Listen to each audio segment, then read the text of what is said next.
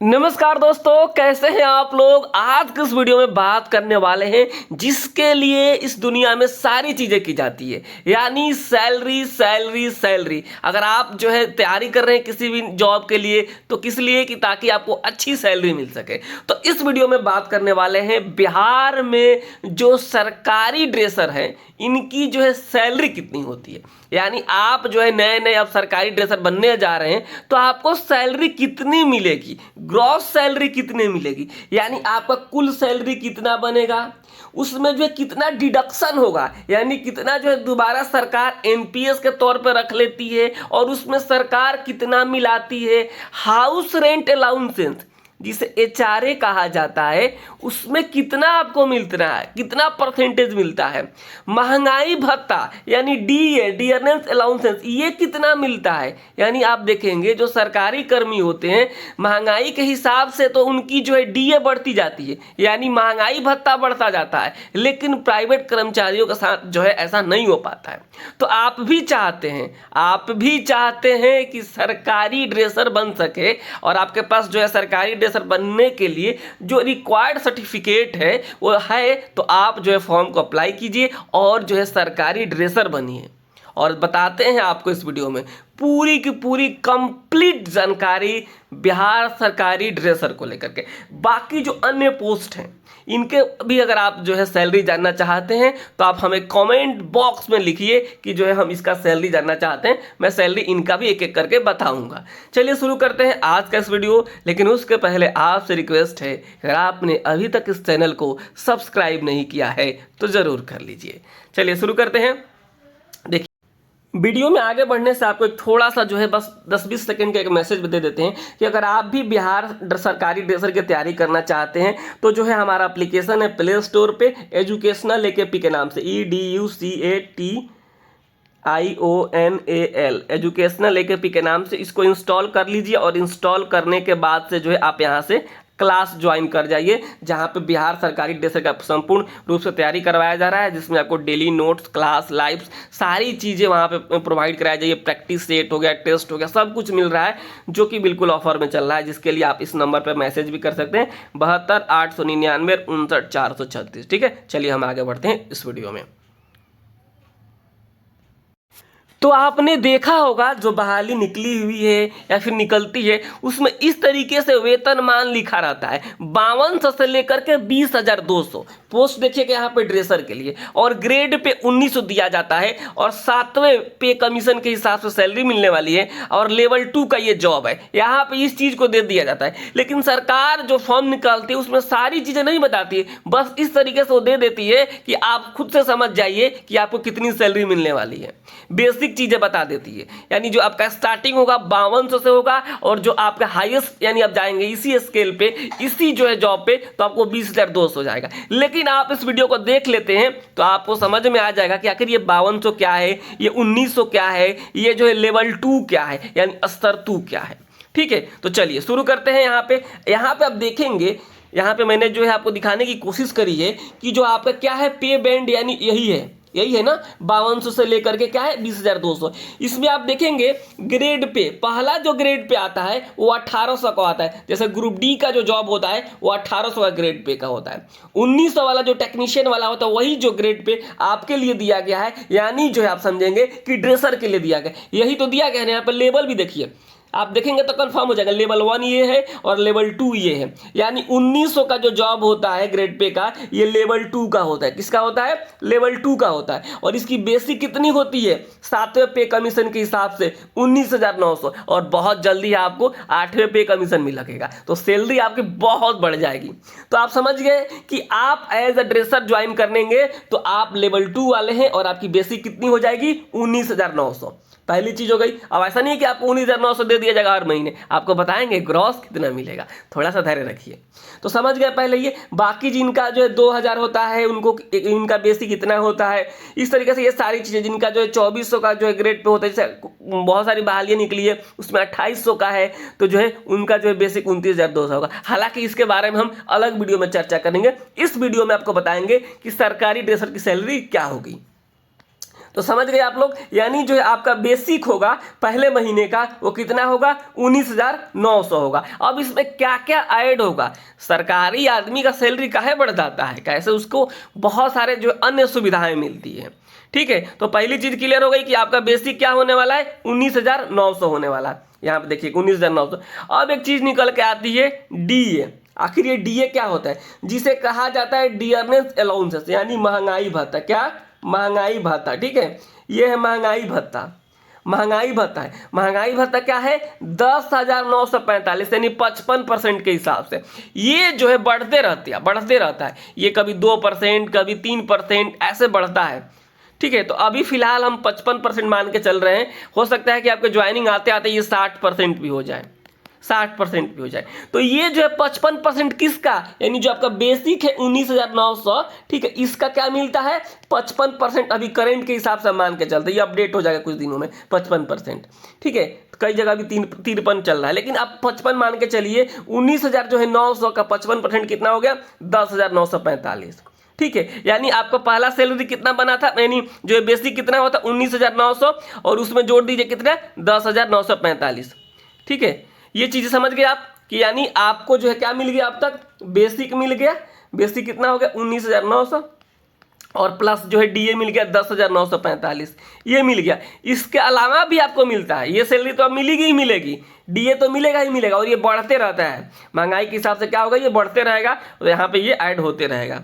ये हो गया। अब आगे एचआरए मिलता है, एचआरए मिलता है। क्या मिलता है, एचआरए मिलता है। समझ गए आप लोग, एचआरए ये बेसिक हो गया आपका, डीए हो गया। एचआरए क्या होता है, एचआरए होता है हाउस रेंट अलाउंसेंस। ठीक है, हाउस रेंट अलाउंसेंस जो होता है वो ना सिटी के ऊपर डिफरेंट करता है। जैसे आप जो है पटना में आपकी पोस्टिंग होती है, पटना में पोस्टिंग होती है, तो आपको जो है बेसिक का 20% मिलेगा, यानी 19,900 का क्या मिलेगा 20% मिलेगा। मान लीजिए छोटे कहीं किसी और जिले में हो जाता है, तो ये जो है परसेंटेज जो है 10% 12% के आसपास हो जाता है, यानी कम हो जाता है। लेकिन हम पटना को बेस मान के चल रहे हैं। ठीक है, पटना को बेस मान के चल रहे हैं। अगर आपका स्टेट गवर्नमेंट का जॉब है, अगर सेंट्रल गवर्नमेंट का जॉब होता, मान लीजिए दिल्ली जैसे शहरों में रहेंगे, तो यहाँ 30% मिलता है।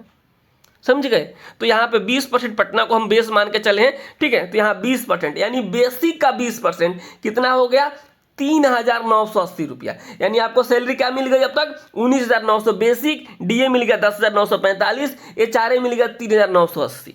ठीक है, ये तीन चीजें मिल गई।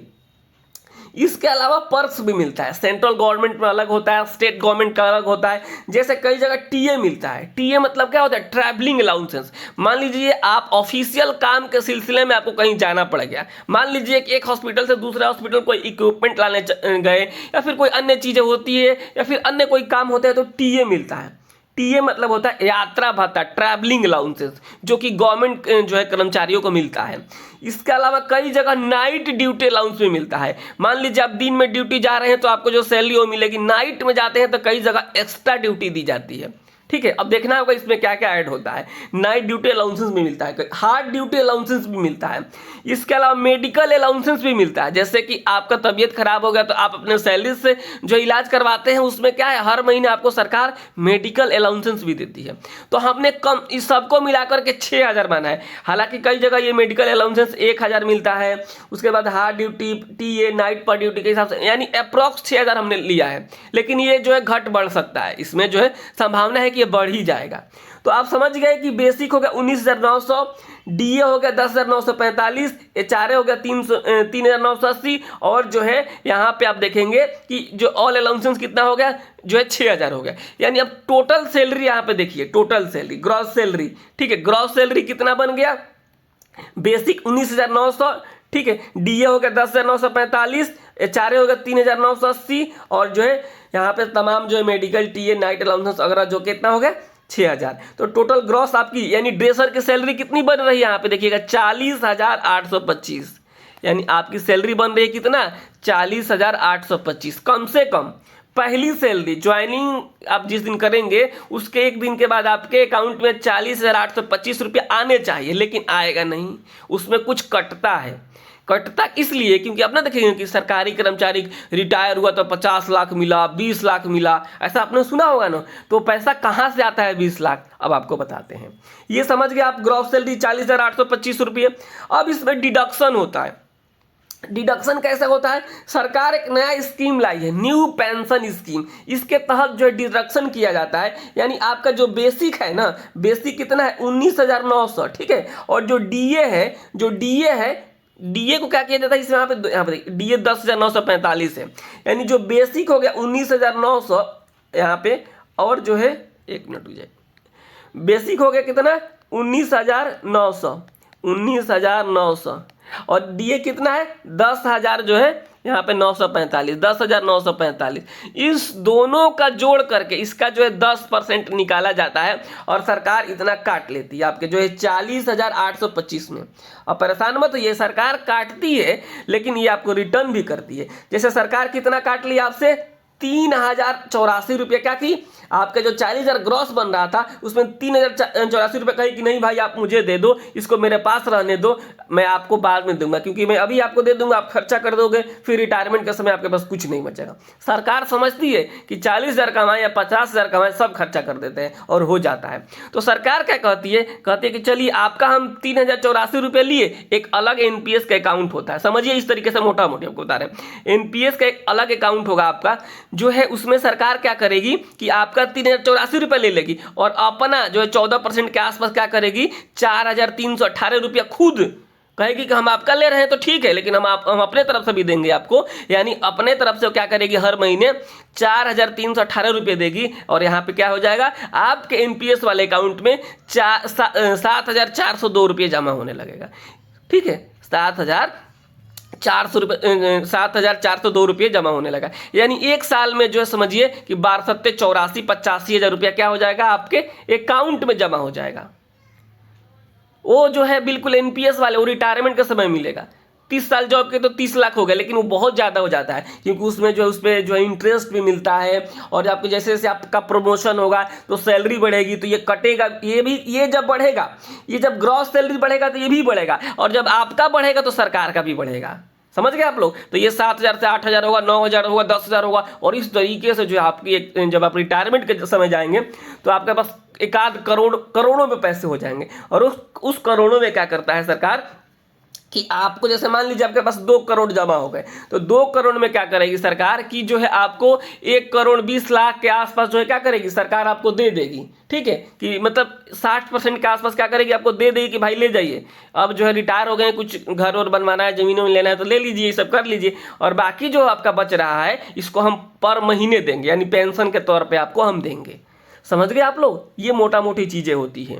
तो इस तरीके से आप देख लिए कि आपका सैलरी बन रहा था 40,825 रुपये, एनपीएस में कटआउट कितना हो गया 3,084 रुपये और 3,084 रुपये कटआउट हो गया और जो है आपका सैलरी अब कितना हो गया, इन हैंड सैलरी हो गया कितना 37,441 रुपये। क्या हो गया 37,441 रुपये जो है आपको क्या हो जाएगा 37,741 रुपये क्या हो जाएगा पर महीने आपके जो है आपके अकाउंट में आ जाएगा, जो अकाउंट आप देंगे वहाँ पे आप ज्वाइनिंग के समय में। तो पर महीने जो है आपका सैलरी में ये आते रहेगा। जैसे जैसे डीए बढ़ेगा, महंगाई भत्ता बढ़ेगा, ये भी बढ़ेगा। और आपको बता दें हर साल सरकारी नौकरी जो सरकारी कर्मचारी होते हैं उनकी सैलरी बढ़ती है, हर साल जो है बेसिक का 3% बढ़ता है और जैसे ही 3% बढ़ेगा सैलरी आपको जो इस तरीके से बढ़ेगी 37, 39, 41 और ऐसे बढ़ते जो है आपकी सैलरी जो है काफ़ी बढ़ जाएगी। और जैसे प्रमोशन होगा तो आपका जो है ये बेसिक चेंज हो जाता है 19,900 वाला और बहुत सारी चीज़ें होती है जो कि हम आने वाले दिनों में आपको बताएंगे। लेकिन फिलहाल अब ये मान के चलिए कि जो आपका पहला सैलरी होगा, पहला सैलरी वो 37,741 रुपये का होगा।